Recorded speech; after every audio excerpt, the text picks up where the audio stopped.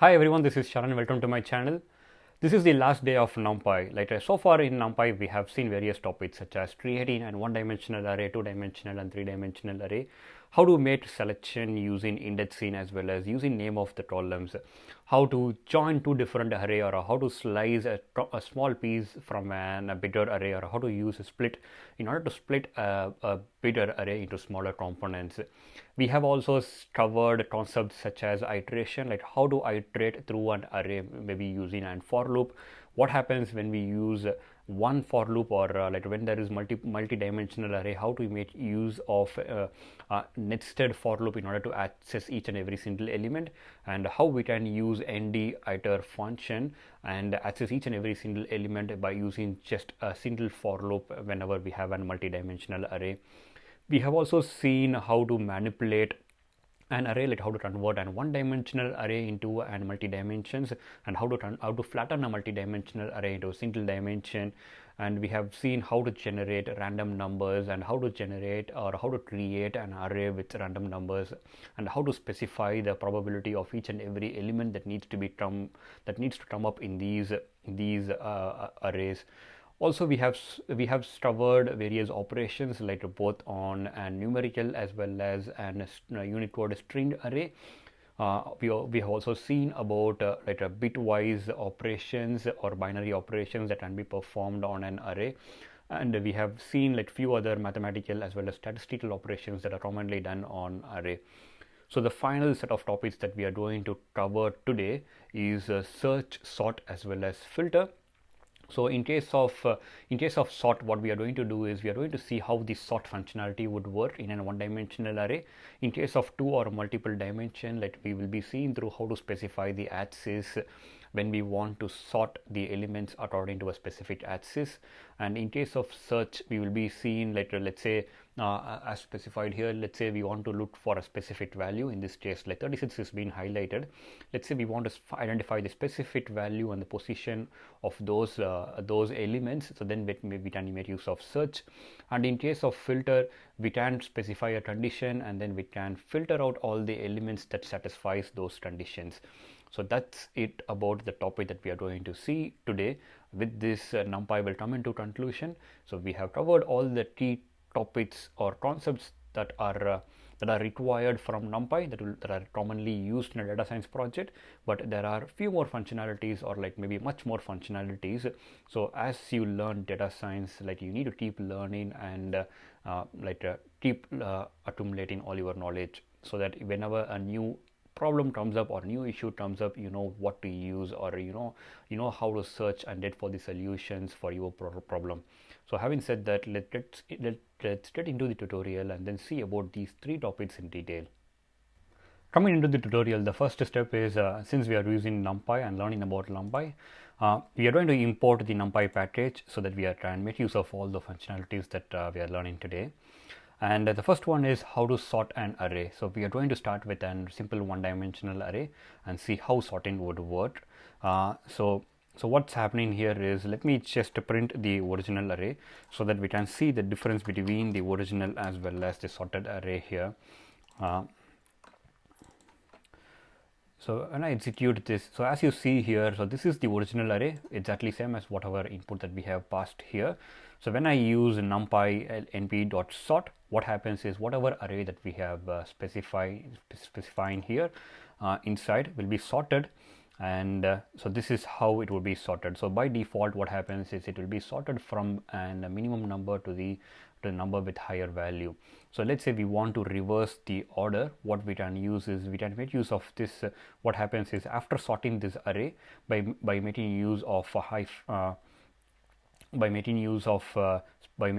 this here, this piece of code here, what happens is it will reverse the order of this particular array and it will be printing the reversed order. So maybe let me execute this one to show you what happens.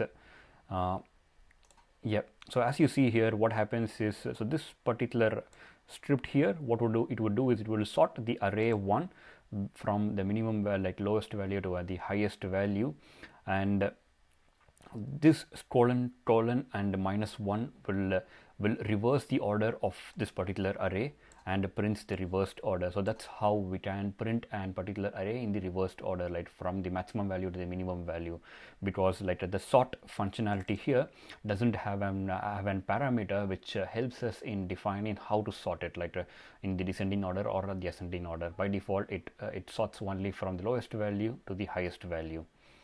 So now maybe moving on to the string array. So let's say we want to sort the string array. So we can make use of the same functionality dot sort, and we can just simply pass on the string array, which is the Unicode string, and it will by default sort from the lowest from the first character to the last character, like the A comes up first, and depending upon the alphabetical order. So when I execute this, what happens is like A comes up first. Let's say that I want to specify one more value with double A's, and so as you see here, like it will be sorted based on the alphabetical order. So when I give this as AB, and when I execute it, so you can see that A comes first and AB comes second. So the alphabetical order of the element will be considered, and then based on the alphabetical order, the Unicode string array will be sorted. So now moving on to slightly more complicated, in the sense of like working on the array with higher dimension. So here we have an array of 2 dimension. So what we are going to do is, as usual, like before sorting, we will just print the array so that we know how it looks originally and how it changes after sorting. So here, so this is the original array, so you can see those values, but after using the sort function here, so what happens is each and every single row of this particular array gets sorted. So we can see the first the value 3 comes up first, and the second highest value is 23 comes up second, and so on. So all these elements are sorted row wise. So each and like all the elements within this particular row would remain in this row, but their position will be rearranged depending upon their value. Like lowest value comes up first and goes on to the highest value. But there isn't any sorting as such on the whole array. Like the sorting happens within each and every specific row. When we want to specify like how we want to sort, like instead of rows, let's say we want to sort based on columns, so we can specify it using the axis. So here you can see that the values here in this array are sorted based on columns. For example, the original array we had 46, 78 and 78, so there isn't any change because 46 is still the lowest, and here in this case we have still there is no changes here. So here this is a good example. So here we have 3 values, 78, 2 and 65. So what happens is 2 comes up first. So here the array position, like it is 2 is moving from the second row to the first row, because the axis we have specified here is 0, so which means that they will be sorted based on the columns. So we can also specify the sorting algorithm that needs to be used. So there are just like 4 major algorithms that can be used. So merge sort, I guess, is the default algorithm and the best option to go with. But if you are specifically interested, you can explore the other sorting algorithms that can be used. So maybe depending upon the level of performance that you are looking for, you can go for merge sort or quick sort or whatever would be the best alternative for you. So now here the output would still remain same, but it is using the merge sort algorithm in order to sort this one like as specified. And moving on to the next one, like M sort. M sort is nothing but sort based on the first axis. So when I execute this, and then if you see the values of this array, it will be exactly same as this one. And moving on to the search top page. So let's say we want to identify a specific element in an array. So we can use an numpy.var and specify the value that we are looking for. So what will happen here is, so this value here will return as the position of the element that has this value 34. So here the position is specifying as 2. So here this is an one-dimensional array. So starts with index 0. So here 34 is in the second index, that is 0, 1 and 2. So when we specify np.var and when we say the array, whenever the value is equal to 34, print the position. Like what happens is it brings up the position of that particular value. So when I give an value that is not present, so what's happening is it is returning an empty array because it's not able to find this particular value. So that's how maybe you can try to explore and then see how these work.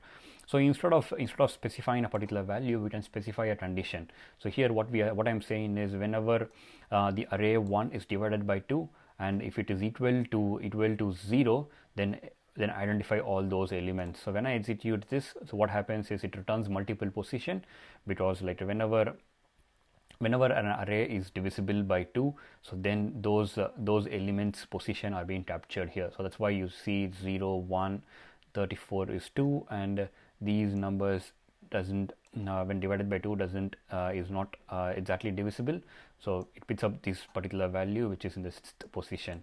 So in total 1, 0, 1, 2, 3, 4, 5, 6, 7, there are 13 is an the value 13 is in the index position 7. So that's how the result comes up here. And moving on to the next one, let's say we want to, instead of identifying the position, let's say we want to extract those elements. So whenever an array element is exactly divisible by 2, let's say we want to extract those elements from the original array, so then we can make use of extract. So instead of var, so in case of var it uses the position. In case of extract, we can use extract and then pass on the array here. So what would happen is this would capture all the position, and this would be the original array, and the elements that is present in these identified positions will be extracted. So when I execute this, we can see that only this elements that are exactly divisible by 2 are being extracted. So that's how extract would work. And then the next one is search sorted. Let's say we want to insert an element, but we don't want to change the sort order. So then we can use search sorted to identify the position where it needs to be inserted. So when I execute this, so in the original array it says that it needs to be inserted into the index position 2 in order to retain the search order.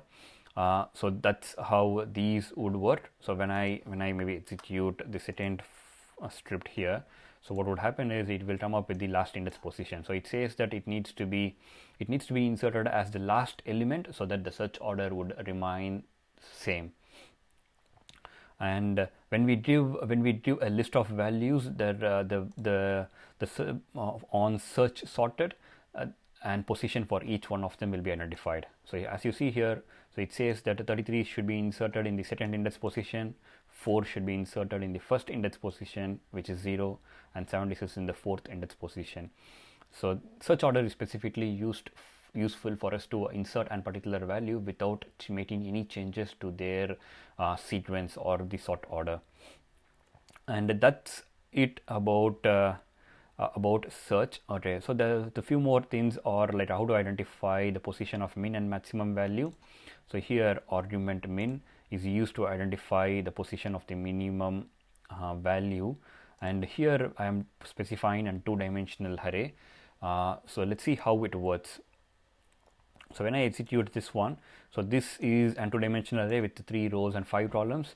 When I just directly use numpy.argument min, what happens is it identifies the minimum value, the position of the minimum value on this whole array.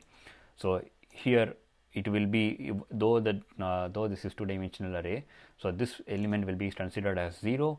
It will be so like the second element will be 1, 2, 3, 4, 5, 6, 7, 8, 9, and so on. So here the most minimum value is 1, and it is in the position 9. So when we specify the index position, like starting from here 0, so this will be the 9th position, and hence we get the value of the minimum value. And we want to identify the minimum value across a particular dimension, like across a row or across a column. So we can use the axis and get the minimum value across that particular dimension. So when I execute, so if you see here, so what happens here is so here is across the axis 1, which is by rows the position of the minimum element is identified. So here by row, here the position of the minimum element is 2, which is in the position 0 and 1, that index number 1.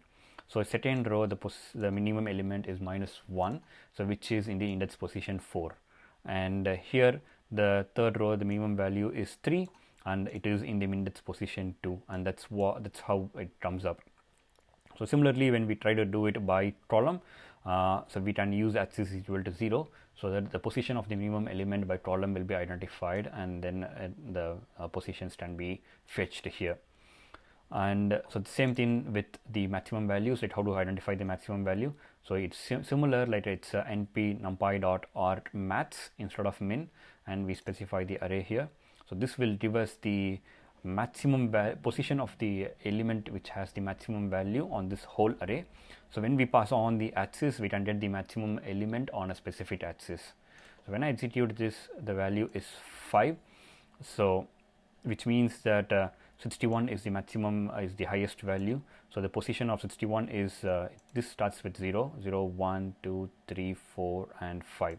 So 61 is in the position 5, and that's how we fetch the position of the maximum value or highest value. Moving on to the next one, the final one, which is filtering. Let's say we want to filter or create a subset from the original array based on a particular condition. So here we have the original array here, and we want to identify only the elements that has value greater than 19. So then we can use this and pass on this to the variable condition. So the variable condition has this particular condition here, which says that array 2 is greater than 19, and what we can do is within array 2, we can just within the square bracket, if we mention the condition here, so what happens is it will be considered as array 2 greater than 19. So the filtered array will have only the elements which has value greater than 19. So when I execute this, so what happens is it picks up only the values, all the values that are greater than 19. So here in the original array, you can see there are a lot of values that are less than 19. And the other change here is the original array is 2-dimensional. It has 3 rows and 5 columns, whereas the filtered array, since it picks up all the elements that are satisfying a particular condition, this will be 1-dimensional. That doesn't matter whatever is the input dimension, the dimension of the output or the result will be 1 dimension. We can also directly pass on the value here instead of passing on to a condition and then indirectly using it. So if you see here that the result is still same. So I'm just passing this particular value to a variable here just to make it easier or understandable. You can directly pass it within the square bracket to like whatever the condition is. You can specify this like it should be less than 19, and then when you execute it, it picks up all the values that are less than 19. So that's how filtering would work. So far we have covered today how sorting, searching as well as filtering would work. So by this we are completing all the topics under NumPy, and you can try to as usual, you can try to come up with new sets of 1-dimensional, 2-dimensional and 3-dimensional array, and try to repeat all these steps to get a better understanding about all these operations, how it works with the real data. So that's it for today. If you have learned something new today, please give a thumbs up and subscribe to this channel for similar contents. And if you are interested in learning data science, stay with me. In the first 50 days, we will be covering all the foundational topics that are required to work on a data science project, and then we will be moving on to the algorithms. We will be going through each and every algorithm. We will going through the theory behind the algorithm, as well as we will be learning those algorithms based on an hobby project. Bye for now. See you on next session.